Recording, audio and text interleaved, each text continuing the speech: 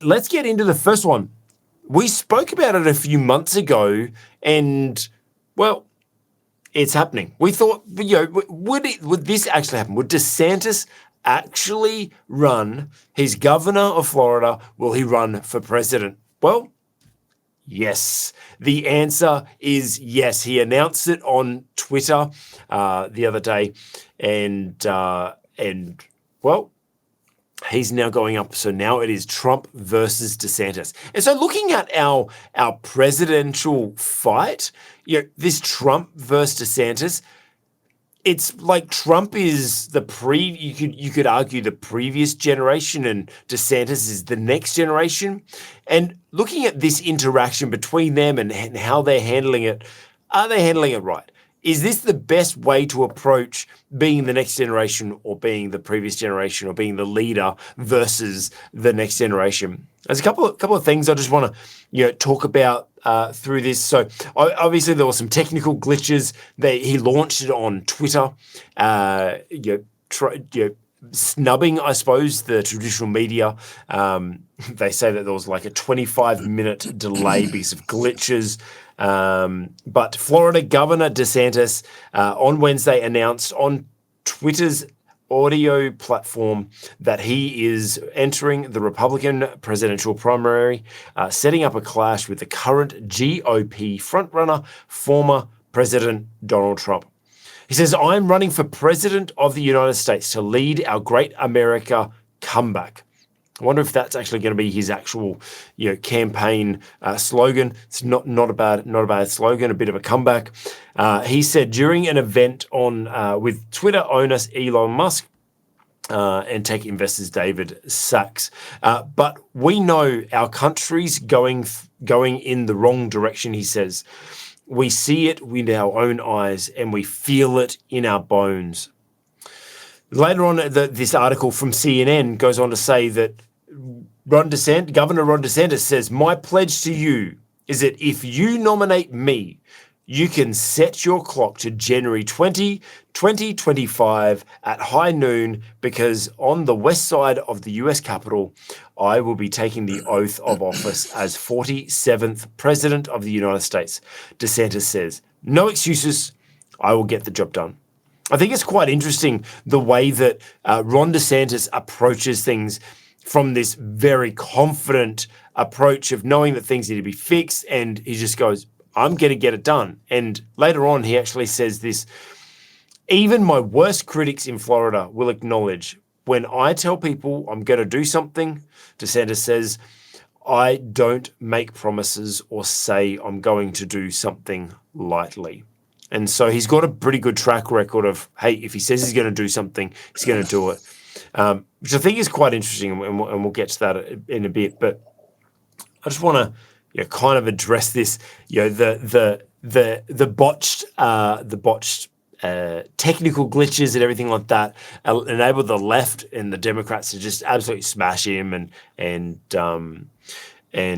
especially then Trump, which the previous generation said this. Ron DeSantis' botched campaign announcement is another example of why he's not ready for the job.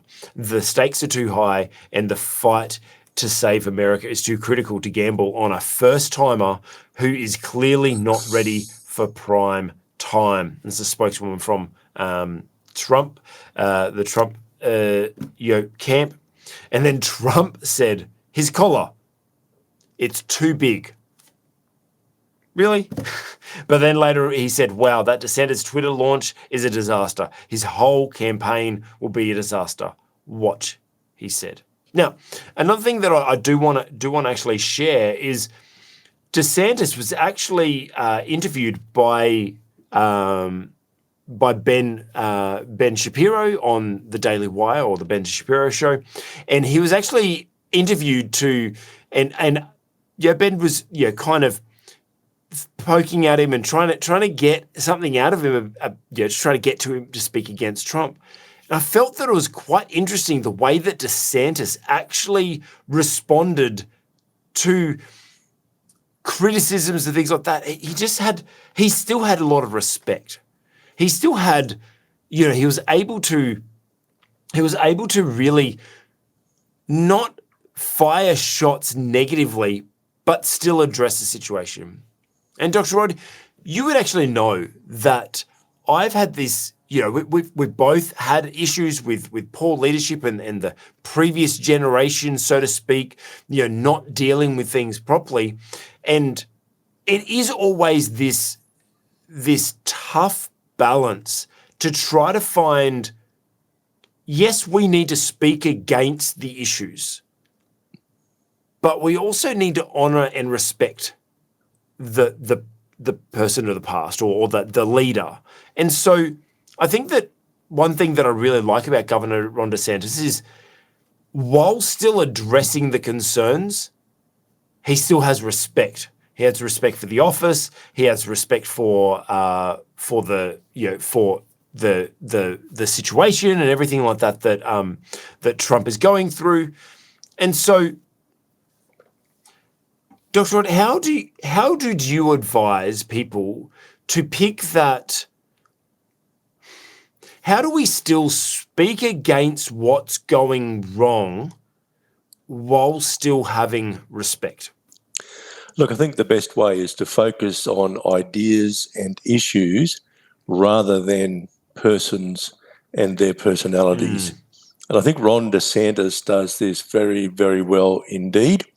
Although, look, Donald Trump was quite reserved. I mean, he didn't really let loose all barrels at one time, which is a little different to the past in the case of both the Republican Party and the Democrats. Usually these sort of skirmishes leave people quite bloodied, metaphorically.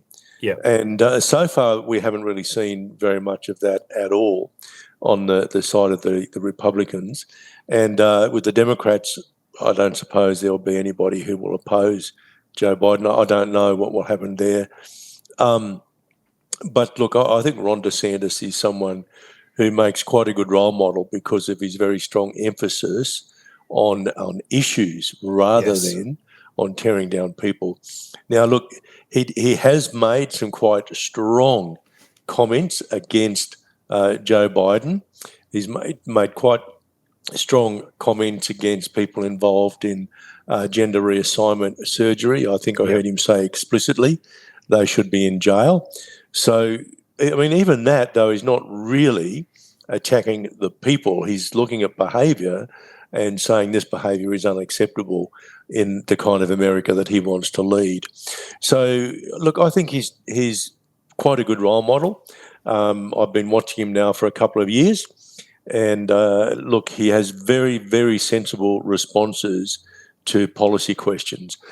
That doesn't necessarily mean that everyone will agree with him on every policy, but I find he has very well stated, clear policy in many, many different areas, and that's quite refreshing. Yeah, that's good. What I find, you're in this kind of, you're caught in the middle because, like we've said previously on this podcast, Trump has kind of turned over a bit of a new leaf recently. He's kind of, the way he's been approaching things seems to be a little bit more mature and not as like you say, personal attacky as he normally is.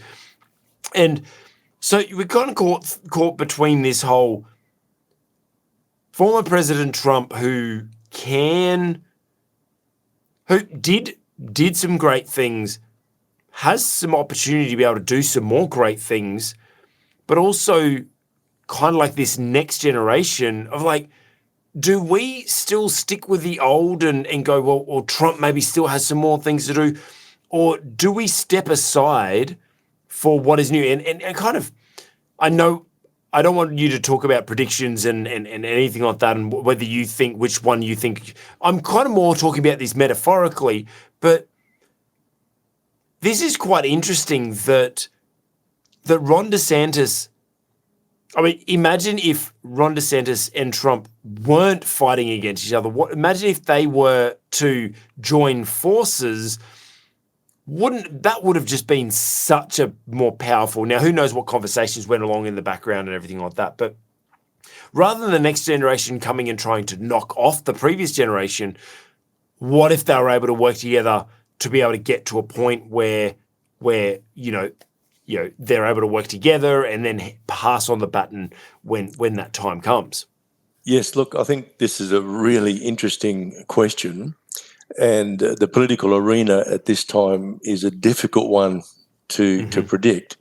But one potential outcome, of course, is that Donald Trump would go on to win the nomination, and Ron DeSantis would be named as his vice president. Yeah. And then a little later on, Ron DeSantis would have the opportunity to become president. And look, this is not unusual, actually. And so I wouldn't be at all surprised if that's what happens. Look, I think but one of the things... just on that point of like, yeah, look, if that happens, great. But what about in the meantime of all this kind of... Now, obviously, Ron DeSantis is not, taking shots directly at Trump. There's some sly comments, but nothing direct. But Trump has been running a bit of a smear, not a traditional smear campaign, but he has been quite negative towards DeSantis and what he's doing and trying to tear him down. How does that then affect, like you as a leader trying to defend your position and then eventually partnering with that person? Oh, look, it's part of the game. Yeah.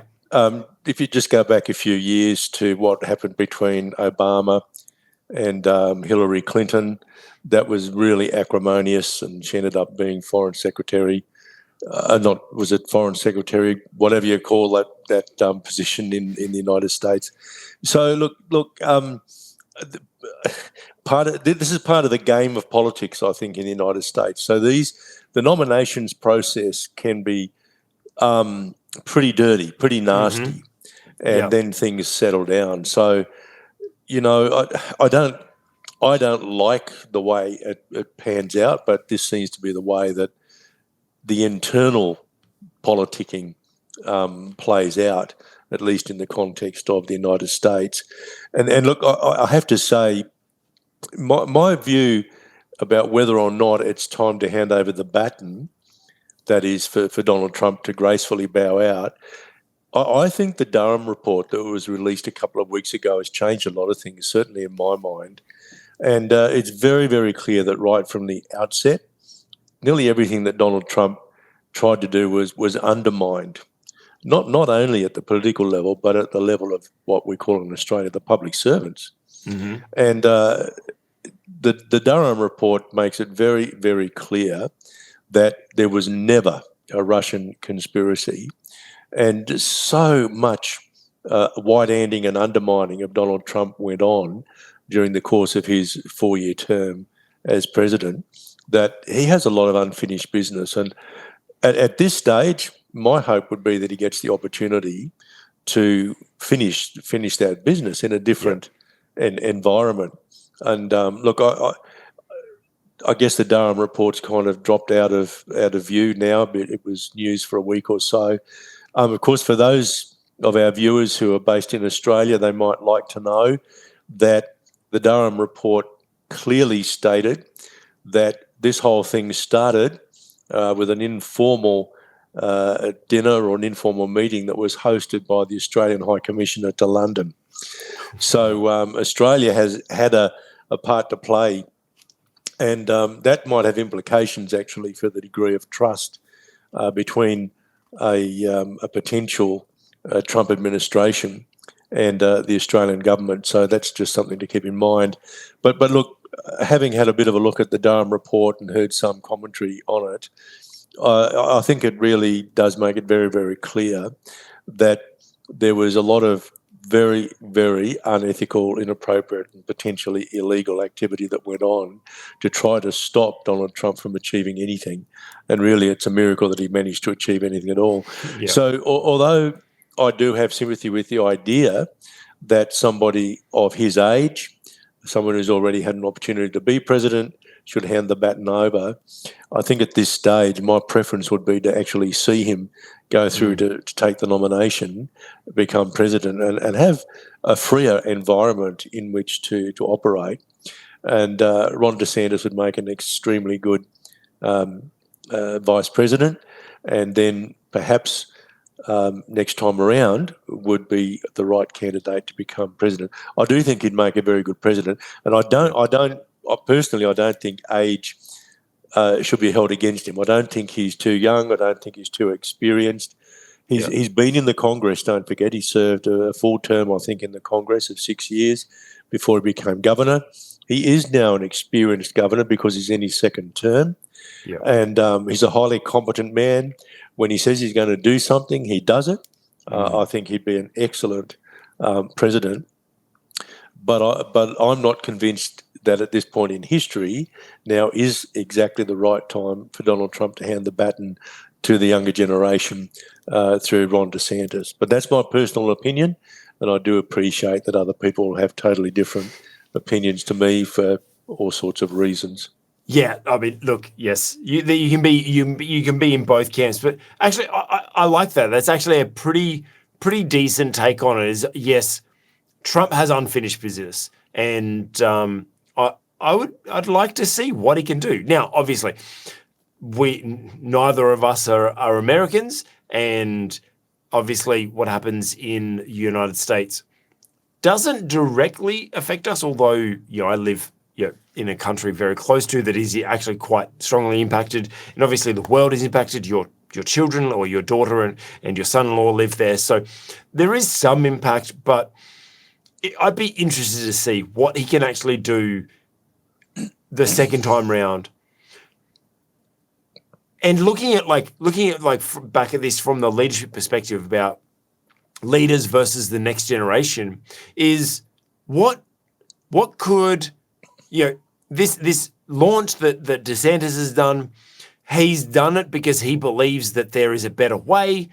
But maybe if Trump believes that he's still got unfinished business, hopefully they can have an ongoing, how do I say, hopefully they can build along the way and not tear each other down too much and just look at that bigger picture. I think as leaders need to look at that as hey, maybe the leader that we're serving under, maybe not doing things the most ideal way. Maybe they've got some flaws. Like Trump, got a couple of flaws, right? But maybe in the bigger picture, they're actually doing a good thing. And maybe there's an opportunity for us to partner rather than go against. However, it doesn't mean that we as leaders or the next generation just stay blind to inequities, I suppose is the right way to say it, or to wrongdoings. We should be able to stand up and speak our mind, but make sure, like we do with DeSantis, is that we actually do it from a place of respect, from appreciation, but still call out those things. I think it is important for us to be able to, as Dr. Rod said, separate the behavior from the person. That's kind of one big thing that we talk about when we talk about poor, our mission is to eradicate poor leadership. We're not talking about the people. We're not talking about eradicating people. We're talking about the behavior. And the behavior is something that we need to address, but without it being a personal attack on the person. Because in general, most leaders are trying from the good of their own heart that they believe that they are doing the best thing, even if it isn't the best behavior. And so that's what we talk about. And if you want to check that out and learn about how we are on a mission to eradicate poor leadership and how you can be a part of that for free as well, we have a free leadership development program that you can have access to. You download the app and click the thing on the screen, or the link is in the description below. Go and check out our free leadership development program, where you can learn to have respect for the previous generation, partnering with them, but also still calling out the things that we need to call out. Hey, you've just watched an excerpt from the On the Cube Leadership podcast. If you liked it, give it a thumbs up. If it challenged your leadership or inspired you in some way, put a comment below. And if you want to watch the full episode or more content like this, check out our channel. And hey, consider subscribing while you're there.